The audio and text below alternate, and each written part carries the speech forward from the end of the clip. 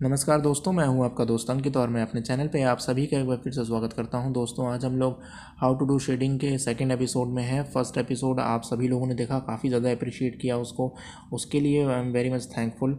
और मेरा जो एफ़र्ट है वो आपके लिए फ्रूटफुल रहा, उसके लिए मैं बहुत ही ज़्यादा आप लोगों का धन्यवाद करता हूँ। मुझे बहुत ज़्यादा खुशी मिली इससे। अब यहाँ हम लोग सेकंड एपिसोड में हैं फ्रेंड्स, और जैसा मैंने बताया था कि बिल्कुल एग्जैक्ट इसको रियल टाइम में ही रखूँगा। तो अभी देखिए, अभी ये भी बिल्कुल रियल टाइम में भी है। और इसमें देखिए, अभी मैं फ़िलहाल I am using the charcoal pencils.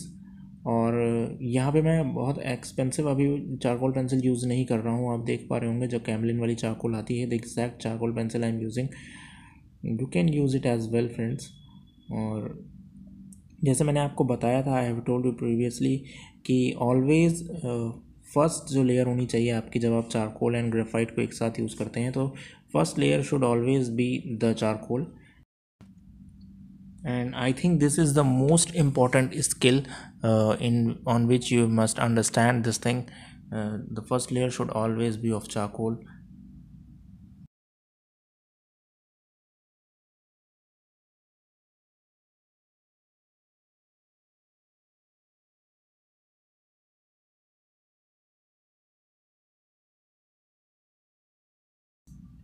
The only problem you got in this video or in this kind of drawing, that when you are switching these pencil, you got confused कि whether I should go with the charcoal or I should go with the graphite, because their values are almost similar. If you are talking about the higher grade of graphite pencil like 6B और 8B, जब आप 8B और 6B use करते हैं तो वहाँ पे आप देखते हैं कि उसकी वैल्यूज़ जो हैं चारकोल जैसी होती हैं, इसलिए थोड़ा सा आपको कन्फ्यूज़न हो जाता है और आप सोचते हैं कि मेरे को कौन सी लेयर ऑप्ट करनी है। क्यों? तो हमेशा उस चीज़ में फ्रेंड्स ध्यान रखिए, आप पहले चारकोल को ही यूज़ कीजिए, क्योंकि अगर आपको ग्रेफाइट अगर आपने यूज़ किया वहाँ पे, तो फिर आप उस पर चारकोल नहीं यूज़ कर पाएंगे। रादर देन आप उसको या तो फिर आपको इरेज करना होगा या फिर आप उसको ब्लेंड करना पड़ेगा आपको। So always remember this thing. And now I am using the graphite. तो हमेशा इस चीज़ का ध्यान रखिएगा, हमेशा ही ऐसा करना है।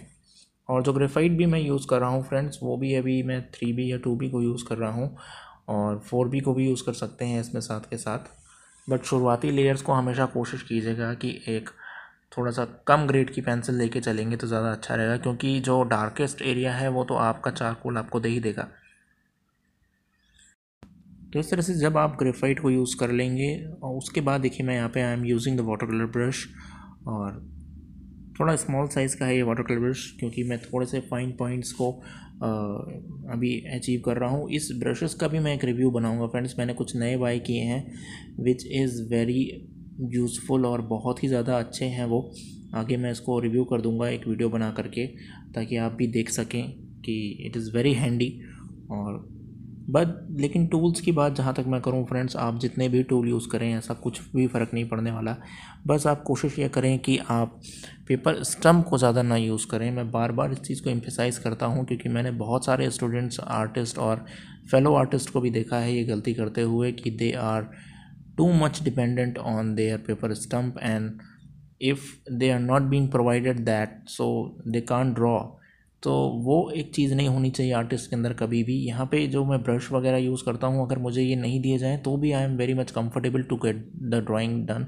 मैंने काफ़ी वीडियो बनाए भी हैं जिसमें मैंने ऐसा कुछ इनको भी नहीं यूज़ किया है।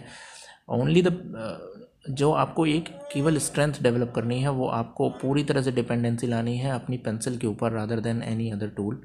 ये मैं बार बार बोलता हूँ, और ये बहुत ही ज़्यादा इम्पॉर्टेंट लेसन है। अगर आप किसी भी अच्छे आर्टिस्ट को देखें, आप इंस्टाग्राम पे देखें या कहीं पे भी जहाँ आपका अप्रोच है, तो उनको देखिए जो रियल में आर्टिस्ट हैं, जिन्होंने अच्छी कहीं स्टडी की है, पढ़ाई की, या फिर जो अच्छे से सीखा है, जिन्होंने जो सेल्फ टॉट हैं, बहुत अच्छे से लर्नड हैं, they prefer to do not use those paper stump kind of thing. क्योंकि उससे एक तो ये होता है कि आप उस पर डिपेंडेंट हो जाते हैं, सेकंड वो होता है कि आपके पेपर को वो डैमेज करता है, जो कि पास से ही नज़र आता है। अगर दूर से जैसे वीडियो बन रहा है तो it is not easy for you to see what is happening around with the paper, but when you see from the nearest point, जहाँ आप पास से उसको देखते हैं, you find it that it is very much damaged और उसके जो पेपर के रेशे से निकल आते हैं, which really doesn't suits the quality of the drawing, और वो फिर उतना अच्छा नहीं लगता जितना उसको लगना चाहिए फ्रेंड्स।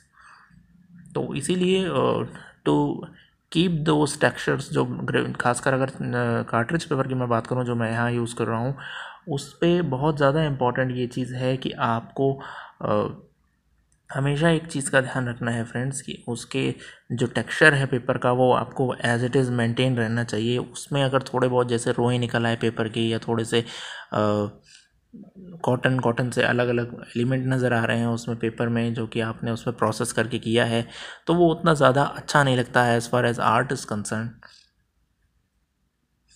और ख़ासकर जब फ़ोटो वगैरह जब आप उसकी लेते हैं तो फिर उतना ज़्यादा उसमें प्रॉब्लम नहीं नज़र आता, लेकिन जब उसको आप फिज़िकली जब आप अपने पास में रख के देखेंगे तो आपको डेफिनेटली बहुत सारी चीज़ें समझ में आने लगती हैं कि हाँ यार, इसमें ये प्रॉब्लम्स हैं।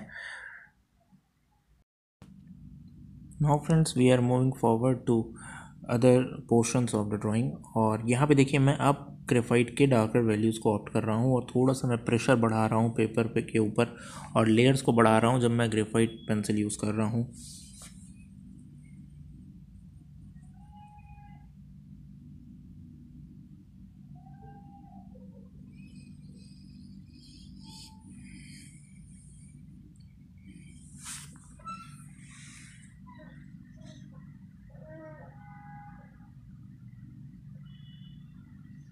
और इस ड्राइंग के लिए जो मैंने पेपर यूज़ किया है that is ब्रूस्टो paper, ब्रूस्टो drawing paper, जो मैंने आपको पहले भी बताया था friends. That is the only paper what I am using here, जिसको मैंने रिव्यू किया था अपने ही इसी चैनल पे।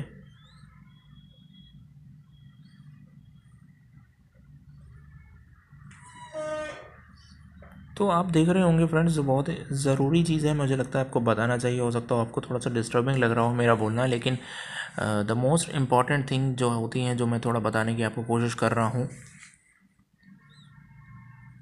वो ये है कि जैसे मैं अभी ब्रश यूज़ कर रहा हूँ, तो मैं क्या कर रहा हूँ, ब्रश पे बहुत प्रेशर नहीं दे रहा हूँ, बहुत ही हल्के से लेयर्स को हटा रहा हूँ।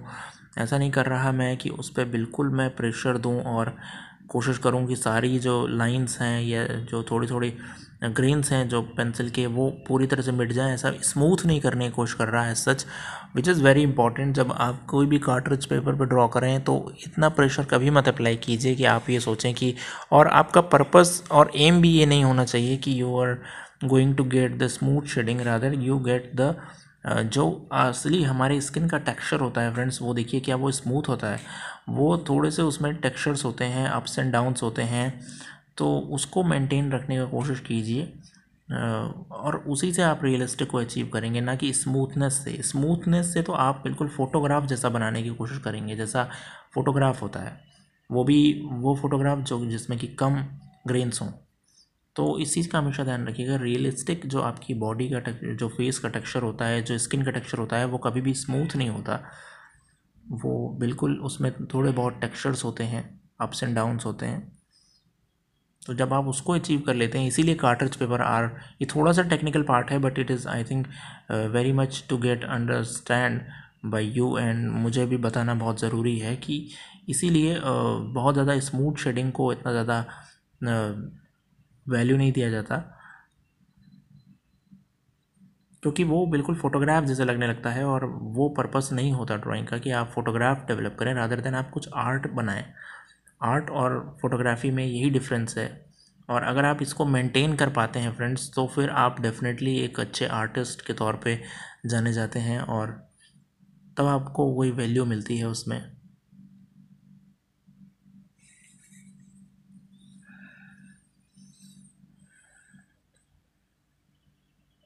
बहुत सारे लोग क्वेश्चन करते हैं फ्रेंड्स कि हाइपर रियलिज्म फिर क्या है। Hyper realism it's a stream of art, not कि ये कि बस हाइपर रियलिज्म बहुत एक्सट्रीम चीज़ है और उसको ही आपको अचीव करना है। It is only the thing which requires time and your patience, that's it. और ऐसा नहीं है कि वो ही आपको अचीव करना है या वो आपको बनना है, वो केवल एक स्ट्रीम है, जैसे कि अदर स्ट्रीम्स हैं रियलिज्म की और सररियलिज्म की, इम्प्रेशनलिज्म की। उसी तरह से हाइपर रियलिज्म भी एक स्ट्रीम है जो लोग उसमें काम करना चाहते हैं, बट ये नहीं है कि वो जैसे एंड है, आप सोचें कि बस वो ही जिस दिन अचीव कर लिया आप आर्टिस्ट बन जाओगे, ऐसा बिल्कुल नहीं है। बहुत सारे हाइपर रियलिस्टिक आर्टिस्ट हैं जो कि बहुत अच्छा काम कर रहे हैं उस स्ट्रीम में, लेकिन ऐसा नहीं है कि उस चीज़ की वजह से दे आर रिनाउंड। उन्होंने बहुत सारे काम और भी किए हुए हैं जिसकी वजह से दे गॉट अप्रिशिएटेड, और पर्टिकुलरली वो it is only for the time being thing कि आप उसमें कितना टाइम डिवोट करते हैं। तो अभी फ़िलहाल फ्रेंड्स इसको हम यहीं पर ही रखते हैं, और ताकि क्योंकि मैं भी रियल टाइम बना रहा हूँ इसीलिए आपको बहुत लंबे वीडियोस हो जाएंगे, तो फिर आप भी उसको प्रेफर नहीं करते देखना।